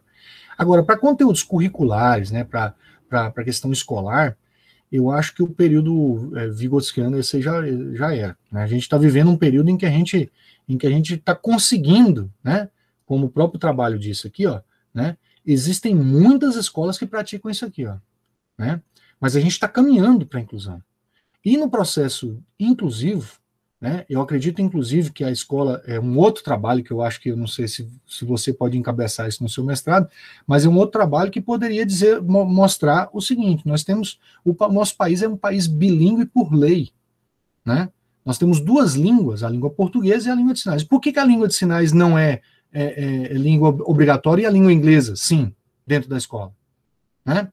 Por que não a Libras é colocado lá? Por que o surdo também, o não surdo, não pode participar do mundo do surdo? É porque a minoria precisa se curvar? Não é isso. É porque pergunta que eu sempre me faço e sempre coloco, professor. Por que não a língua inglesa ela tem ela tem radicais que não são similares aos nossos, como o francês, por exemplo, o italiano, o espanhol. O inglês é mais mercadológico, né? Mais simples e o mundial. Mas a Libras, que é visogestual, que inclusive é multimodal, né? De uma forma, aprendizado seria muito melhor, inclusive crianças pegam muito fácil, né? E seria muito mais, até mesmo para aprendizado, mesmo que a gente desse inglês também, uma terceira língua. Quanto mais multilingüe, melhor o aprendizado. A gente tem teorias educacionais que falam isso. Claro. Então, por que não colocar? Isso é interesse político, nós sabemos. Agora, usaram um mote, mas não... Cadê né? É lei, mas cadê que aplicam, né? E a gente fica nessa coisa. Foi uma pergunta minha. Desculpa eu ter entrado na história, mas é porque é uma questão que eu também me questiono muito. Por que não incluir a língua de sinais? Desde a professora Vivian, inclusive, fala muito isso, que tem escolas em outros países que fazem isso e o aprendizado do aluno, inclusive, aumenta. É uma questão da linguagem mesmo. De acordo com a cognição, amplia, né? Tanto que é uma das narrativas de quem defende o estudo bilíngue no país, inclusive, nas escolas bilíngues, porque ajuda no aprendizado, ensinar música, ensinar, né, linguagens diferentes e línguas diferentes. Quanto mais você oferece, melhor para o aluno. Por que não a língua de sinais? Isso é uma coisa que também é um mistério para a minha cabeça, não entendo. Eu não sei de quem é a frase, mas eu sei que disseram uma vez que quem não conhece outra língua, não conhece a própria língua, né? Então, acho que isso aí, na verdade, é muito antigo, né? Essa ideia de que as pessoas que eram poliglotas, né? As pessoas poliglotas, elas têm uma facilidade de compreensão de muitas outras coisas. E eu acho que é viável, na verdade, é porque a gente tem uma estrutura curricular na educação brasileira que é currículo longo, currículo...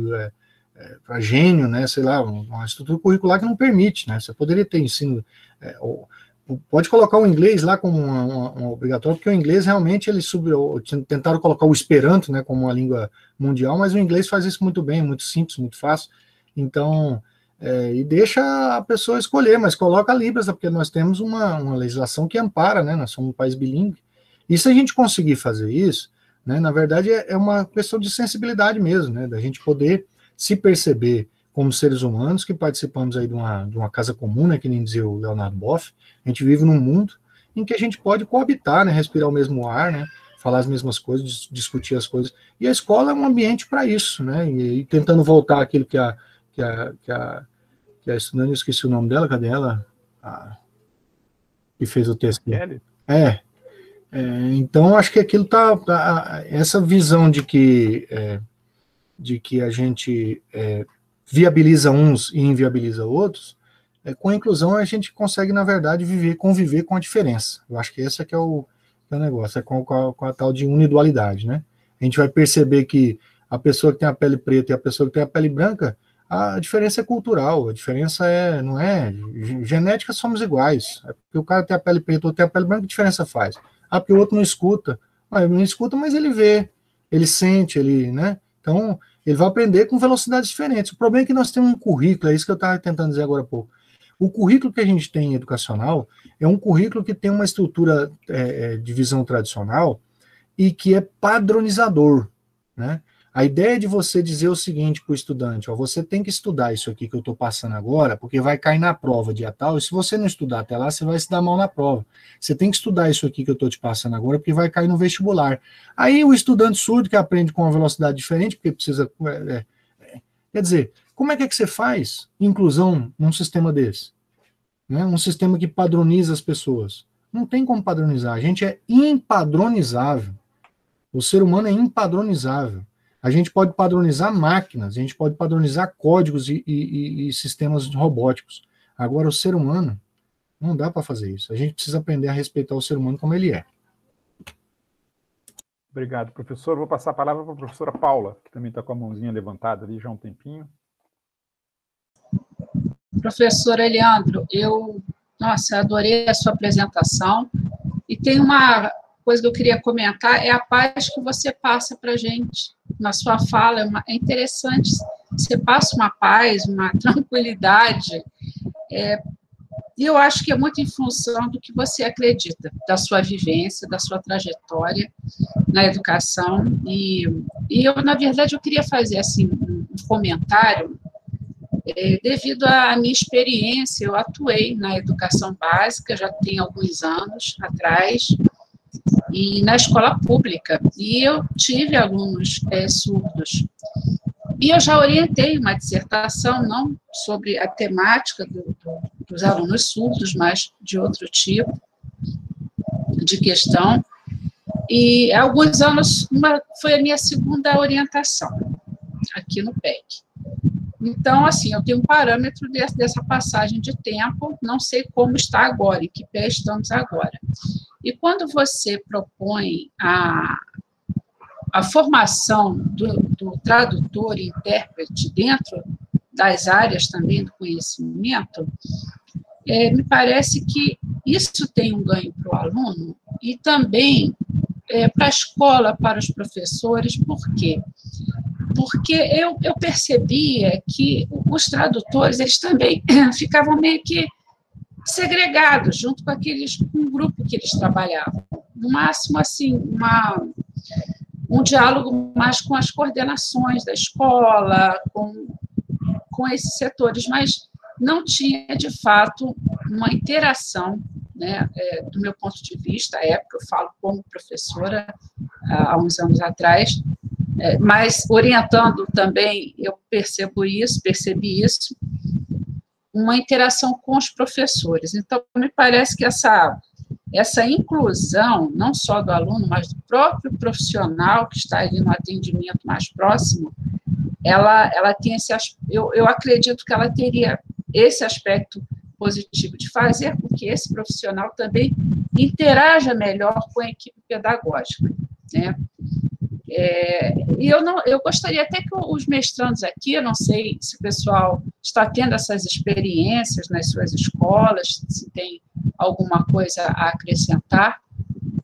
Eu vejo esse aspecto do PETIUSP, né? PETIUS, que você propõe, esse profissional, ele também se integraria mais ao corpo docente. Eu acho que é uma luta que ela deve seguir à frente, ela precisa ser fortalecida.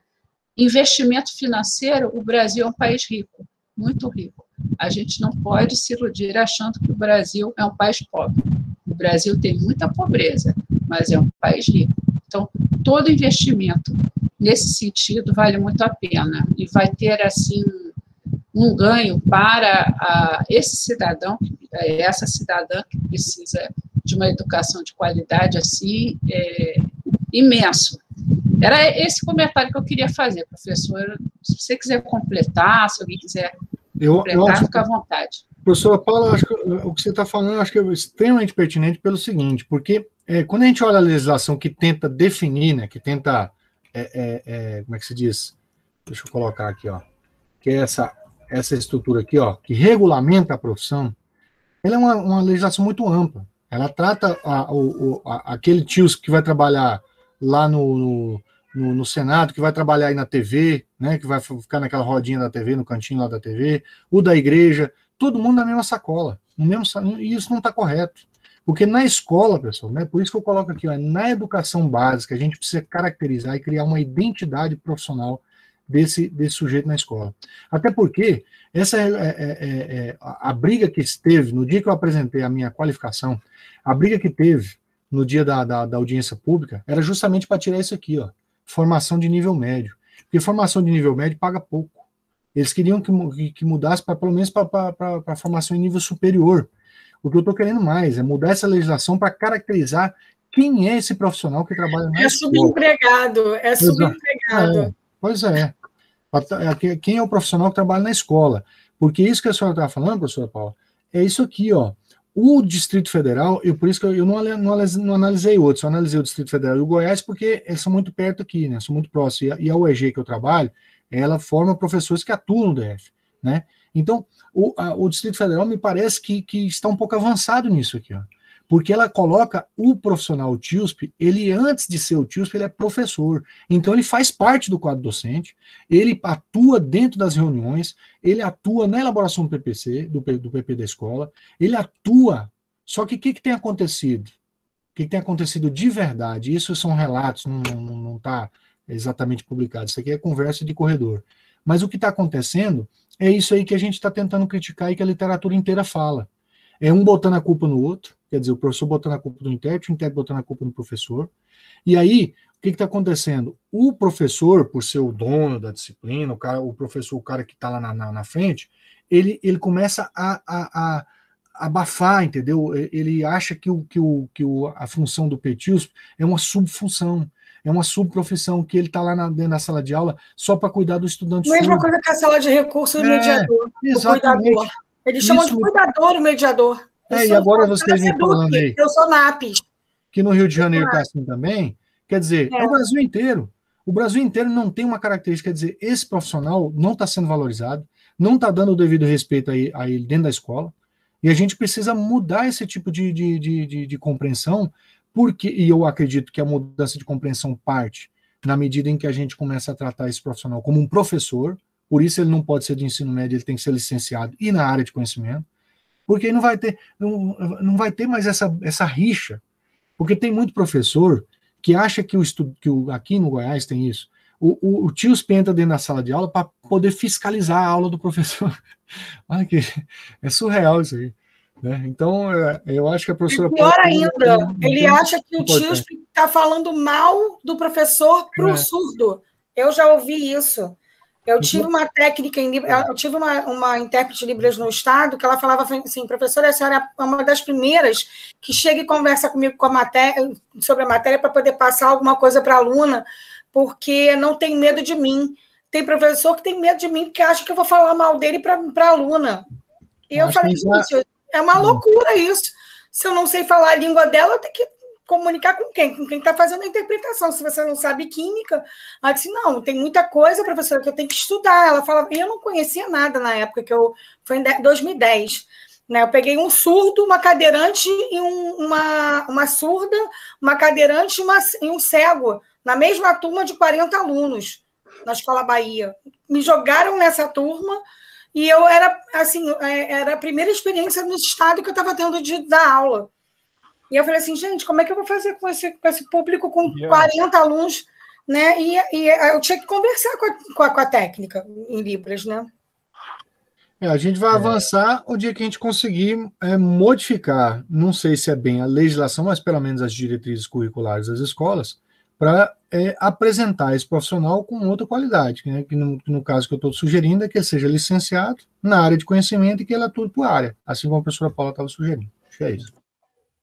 Aproveitando essa tua fala, Leandro, eu vou pegar uma pergunta aqui do Felipe Miguel. Felipe Miguel, ele também é intérprete de Libras e fez Libras, né? Se eu não me engano, né, Cris? Ele infelizmente, ele não está aqui, estava com problema na... ele está indo para o trabalho, ele fez um contrato com o SESC, aí ele está indo para o trabalho, ele estava no metrô assistindo a palestra, olha, veja bem. E ele tem uma dúvida que ele trouxe, que ele já tinha, inclusive, porque ele teve contato com seu material antes, para também para discutir com as meninas, que a Amanda também fez Libras com ele, Juliana conhece ele, e o Felipe também acabou de se formar agora na última turma, junto com a Amanda, né, eles tiveram uma colação de grau a semana passada, se não me engano, se a Amanda pode me... fazer a pergunta, Cris. Mas ele é formado já. Ainda. Beleza. Então, o que ele pergunta é o seguinte, você disse que deveria ser um TIUSP de licenciatura, mas o bacharelado, que seria o profissional mais apto? Porque são áreas de estudos diferentes na graduação. Infelizmente, hoje as pessoas não compreendem a diferença de atuações. E aí, Leandro, eu ia só te pedir para segurar um pouco a resposta, porque aí eu já ia passar a palavra para o professor Guilherme, por caso que aí você depois responderia as duas, a do Felipe Miguel e a do próprio o comentário do Guilherme. Pode ser? Tá. Então, Guilherme, por favor, também fala. Oi, gente. Vocês estão me escutando bem? Sim, sim. Sim, né? Porque para mim não tá, a fala de vocês está picotando muito, mas deve ser problema aqui da minha rede. Mas o que eu queria falar é rápido, na verdade, primeiro parabenizar pela excelente apresentação do professor e agradecer pela disponibilidade em vir nos contemplar com a apresentação. Duas coisinhas mais. Com relação a essa questão, que ele deu exemplo do conceito de calor, né? Esse conceito de calor realmente não é evidente nem para a gente que trabalha com ouvintes, né? É complicado isso. Eu dou aula para... Eu deixei de falar disso, professor, mas é isso mesmo. Até os estudantes não surtem a confusão calor-temperatura, calor de um corpo, calor como energia em trânsito. A gente fala, eu estou com calor, então parece que eu tenho calor, né? Não, você não tem calor, né? Você tem energia. Energia você tem. O calor se manifesta numa outra situação. Enfim, isso é complicado até para os ouvintes. E só há uma curiosidade, eu não sei se existe alguma escola experimental ou particular ou pública que já tenha empregado o profissional especializado para tradução. O senhor sabe dizer a respeito, professor? Não, na verdade não há esse cuidado. Vai na sorte, né? Você contrata o profissional e dependendo da formação dele, ele atua melhor na área que ele tem formação e na outra ele tem que sambar, né? Ele tem que dançar conforme a dança da escola. Professor, muito obrigado, hein? Aproveitando aqui, então, a deixa do professor Guilherme, obrigado, professor, pelos comentários aí. Eu tinha deixado passar essa parte, porque eu realmente queria ter falado, porque até o estudante não surta tem dificuldade de compreender o que é calor. Bom, mas aí essa do Felipe, né? O Felipe falou da questão do licenciado. Eu preciso explicar por que tem que ser licenciado. Na verdade, isso é uma outra questão que envolve uma crise, inclusive. Né? Uma crise que a licenciatura passa identitária, né? E muitos cursos de formação de professores, alguns deles têm habilitação dupla, né? O cara forma bacharel, forma licenciado. E alguns cursos de licenciatura, como o que eu fiz na época, tinha uma crise violenta. Ninguém sabia o que era ser licenciado. E todo mundo pensa que ser licenciado é menos do que ser um bacharel. Na verdade, é muito pelo contrário. O licenciado pode fazer o que o bacharel faz e o bacharel não pode fazer o que o licenciado faz. Porque, teoricamente, no Brasil, para ser professor tem que ser licenciado. Infelizmente, é porque nós temos uma estrutura que não fiscaliza, que não organiza as coisas, mas qualquer um pode dar aula. Né? Você tem médico dando aula de biologia, você tem agrônomo dando aula de química, né? São bacharéis, né? E teoricamente não pode. O que tem que ser, o cara tem que ser licenciado. Por que da licenciatura? Porque a licenciatura é a área que lida especificamente com a atuação no processo de aprendizagem dentro das escolas. Né? A pedagogia, o cara para ser pedagogo, ele não vai ser bacharel em pedagogia, ele vai ser licenciado em pedagogia. E assim por diante. Né? Então, a questão da opção pela licenciatura é porque a licenciatura ela incorpora uma série de discussões de âmbito educacional que no bacharel não tem, por exemplo, no caso de química. Né? Inclusive, nas diretrizes curriculares nacionais para a formação dos cursos de química, o bacharel ele tem uma formação profunda em química, né? E o professor tem uma formação generalista. E por que a formação é generalista? Não é porque ele tem menos conhecimento? Não é por isso. É porque dentro da educação básica, a gente precisa fazer os tais sequências didáticas, né, transposição didática, a gente precisa oferecer um discurso dentro da educação básica que difere do discurso proferido dentro da universidade, ou seja, dentro dos cursos de formação para bacharel ou para licenciado. Não quer dizer que o licenciado estuda menos que um bacharel, né? Quer dizer que o licenciado tem um outro cuidado para com o trato dos conceitos e conteúdos, né, e conhecimentos ligados à sua área. E é por isso que a gente precisa ter um licenciado. Né? Porque se o sujeito for licenciado numa determinada área de conhecimento, né, a Libras, como língua de sinais, ele se aprende. Né? Ele aprende dentro da comunidade surda, ele aprende nos cursos, ele aprende em uma outra situação, mas a formação original dele é a formação da área de conhecimento que o professor está atuando. Né? Que eu estou falando, na verdade, ciência da natureza. Né? Então, se entrou um professor de química, o TIUSP, que é o PTIUSP, né? Ele faz concurso para ser professor, e porque ele sabe língua de sinais, ele vai ser um TIUSP, né? Um PTIUSP. Daí ele vai atuar, mesmo, por exemplo, o TIUSP formado em Química, ele vai entrar dentro das salas de aula de Física, de Química e de Biologia, porque são áreas de conhecimento, faz parte da mesma área de conhecimento, que é a ciência da natureza. Não sei se eu fui claro, mas eu acho que é por aí.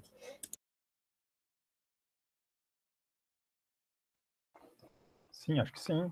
E é bom porque mesmo que o Felipe não esteja aqui, ele teve, como falou a Cris, né, não conseguiu continuar aí até o final, depois ele assiste o gravado e aí fica contemplada a pergunta dele.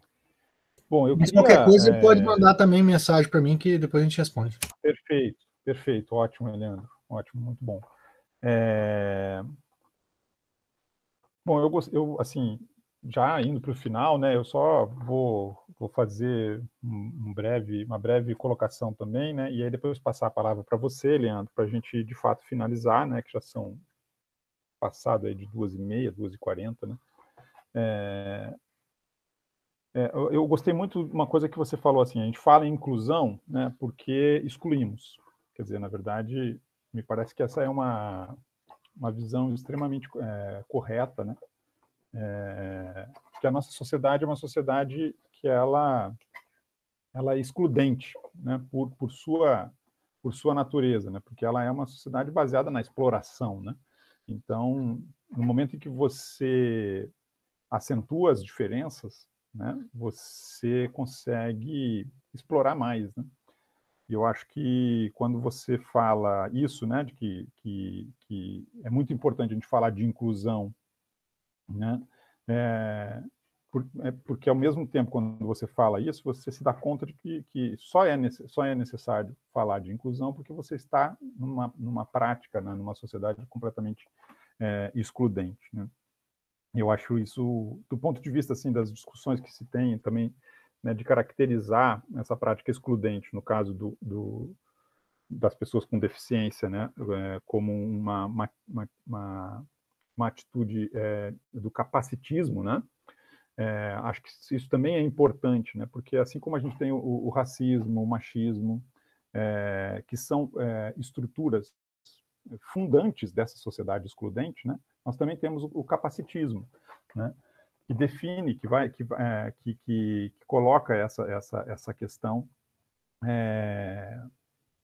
de que como se as pessoas não tivessem capacidade, né, de realizar, ou seja, na verdade, porque se definiu um padrão de produção, de produtividade, né, e tudo aquilo que não se adequa, não se encaixa, né, dentro dessa norma de produtividade, acaba sendo excluído, né? E aí você falou do currículo, quer dizer, inclusive, quer dizer, se a gente pensa assim na fábrica, né, se uma pessoa não consegue seguir a velocidade da esteira, ela sai, ela é demitida, ela está fora, né? E por isso que é muito difícil de colocar, né, de incluir pessoas com deficiência num processo industrial, né? Mas o currículo é mais ou menos a mesma coisa, né? Quer dizer, da forma como você colocou, né, a gente precisa formar pessoas com um conteúdo médio de conhecimento durante um determinado tempo, porque, enfim, a nossa sociedade vai colocando essa necessidade de produtivista, né? Então, dito isso, eu queria assim agradecer muito a tua colaboração aqui conosco, né? Deixar a porta aberta do programa, né? Fazer assim, né? Das vozes aí da coordenação aqui dos seminários, né? E também do programa, né? Deixar a porta aberta do programa para que você venha mais vezes, né? E que a gente possa trocar contato, colaboração, enfim, né? O setor de acessibilidade do IQ, a Cris está aí, né? Vocês vão trocar contato também, ela já está me pedindo aqui o teu e-mail e tudo mais, né? Então, te agradecer e passar a palavra para você fazer o teu encerramento aí, tá? Bem, assim, muito obrigado, professor Rodrigo, pelo convite. Quando o senhor mandou o convite, assim, eu me senti muito honrado, porque, assim, quem desenvolve pesquisa, né, em áreas como essa que eu estou apresentando, às vezes a gente sente que é um pouco solitário, né? Mesmo tendo gente para ler, para estudar, para E, ao mesmo tempo, é muito confortante, mas muito mesmo, quando você percebe que quando você apresenta aquilo que você está pensando, você se faz inteligível e as pessoas percebem que elas pensavam nisso já, mas talvez não tinham coragem de falar sobre isso, né? Tinham dificuldade de se expressar ou coisa parecida. Então, eu penso que isso, para mim, é uma oportunidade muito grande, né? Porque, como eu disse no início, há menos de, sei lá, 10 anos atrás, eu estava iniciando meu mestrado, e hoje já estou aqui colaborando com o desenvolvimento de outras pesquisas, né, com o pensamento, e tentando mudar, fazer o que a gente quis fazer quando jovem, né, mudar o mundo, né, a gente quer mudar o mundo, estuda filosofia, estuda mil coisas para tentar mudar, e eu acho que o caminho ele é um pouco mais menos rigoroso do que a gente imagina que seja, né? A gente fica complexificando as coisas demais, e quando a gente percebe, na verdade, as coisas mais simples são as mais corretas, como diriam Guilherme de Ockham, né? A resposta mais simples é a mais correta. E aí a gente começa a entender que, na verdade, a gente precisa melhorar os nossos relacionamentos, né? Melhorar a divulgação das coisas, né? Porque, por exemplo, para esse trabalho aí, existe uma dificuldade enorme, que é a tal da divulgação dos sinais termo. E aí, no YouTube, quando eu estava fazendo, existiam muitos canais com divulgação de sinal termo, e existiam sites, repositórios, e agora eu vou tentar buscar esses locais novamente, eles não estão lá mais. E eu fico me perguntando, por que eles não estão lá mais? E eu estou querendo não acreditar nisso, mas eu acredito que seja por uma visão mercadológica. A pessoa está produzindo esse material e vai começar a querer vender esse material. Olha só que ponto que a gente chega, né? A pessoa quer vender o material de produção de sinal termo, quando na verdade deveria ser divulgado, né? Deveria ser amplamente divulgado e viabilizado para que as pessoas pudessem ter mais comunicação e mais melhorar o relacionamento humano, né? Então, assim, do ponto de vista educacional, realmente a gente precisa estudar um pouco mais de Carl Rogers, por exemplo, a gente precisa ser um pouco mais humanista, né, do ponto de vista educacional, né? E eu acho que o caminho que a gente vai trilhar daqui para frente é um caminho de muita luta, né? A gente percebe aí essa polarização política, né? As pessoas colocando situações que deixam o ser humano à parte, né? Daquilo que realmente importa, que é a vida, por exemplo. Então a gente vai ter um caminho muito longo a trilhar. Mas não é desanimador, porque quando a gente se coloca na posição de docente, pesquisador, a gente é professor porque a gente cuida de gente, né? A gente gosta de cuidar da gente, né? E eu acho que é uma luta que a gente vai travar por muito tempo ainda, e é importante que a gente esteja preparado, não só para a luta, mas também para colher os louros de tudo isso que a gente vai ter, né? Então, agradeço mais uma vez, professor, pela oportunidade, agradeço todo mundo que participou aqui, do pessoal que ouviu, pessoal que vai ouvir ainda futuramente isso aí. Agradeço muito por você ter gravado isso aí, porque depois eu também vou acessar para observar. Eu gosto muito de observar, fazer uma autocrítica, né? Uma autoavaliação e uma autoanálise daquilo que a gente fala, né? Porque é muito importante para que a gente possa melhorar cada vez mais o discurso que a gente faz, porque nem sempre o que a gente fala é perfeitamente compreendido. Muito obrigado, professor Rodrigo, mais uma vez. Viu? Então, obrigado mais uma vez a você. E assim, por último, queria agradecer mesmo assim, muito ao setor de acessibilidade do IQ, na pessoa da Cris, de novo, né? E também das nossas intérpretes aqui, que é a Amanda, que agora está aí, né? E a Juliana, que, como eu falei lá no início, né? Se voluntariaram aí para fazer o papel, né, a interpretação aí para os nossos convidados. Certamente, não deixei de agradecer, mas agradeço muito o trabalho, porque você sabe por que tem que ficar trocando de intérprete? Trocando de tradutor, intérprete, língua de sinais? É porque cansa, cara, isso é um negócio, demais, né? A pessoa trabalha, ela precisa processar a informação e para oferecer a melhor gesticulação, digamos assim, né, para a bateção de mão, né? Isso cansa muito. E eles se reuniram, Eleandro, você mandou a tua apresentação, né, como já uma pessoa preparada, assim, né, mandou com antecedência para a gente, eles se reuniram, eles analisaram, né, os teus slides e tal, discutiram. Então, isso também, quer dizer, é uma preparação que vem, inclusive, de antes, né? Não é só agora que também o trabalho, né? Então, agradecer muito a elas, assim. Sim, o setor de acessibilidade tem um grupo do STILSP, né? E a gente coloca sempre as dificuldades, a gente debate. E aí, assim que eu recebi a apresentação pelo professor Rodrigo, eu passei para eles. Felipe Miguel já tinha essa dúvida, eu mandei por áudio para o Rodrigo, que de repente ele pudesse passar para o senhor se preparar para respondê-lo, né? Então a gente, pelo menos no setor de acessibilidade do IQ, a gente tenta fazer esse trabalho mais preparado e tudo mais. E um ponto da sua fala que eu achei interessante foi da questão de procurar colocar sinais termo no YouTube. É uma questão que eu estava falando com a Juliana sobre o IC dela. Tá vendo, Ju? É isso aí. Eu tenho umas ideias e uns projetos com relação a isso, não só no YouTube, mas figurinhas do WhatsApp, que eu recebi umas agora recentemente, e eu acabei fixando alguns sinais. Então, pode ser que a área de química também possa vir a desenvolver. É que a gente não gosta de focar muito no produto, né? A gente quer também trabalhar teoria, a gente quer trabalhar o porquê disso tudo, mas às vezes a gente tem pressa, né? Ainda mais no remoto, que a gente tem muito pouca ferramenta. Mas obrigada por tudo, professor. E estou aí à disposição, já botei meu WhatsApp aí para todos.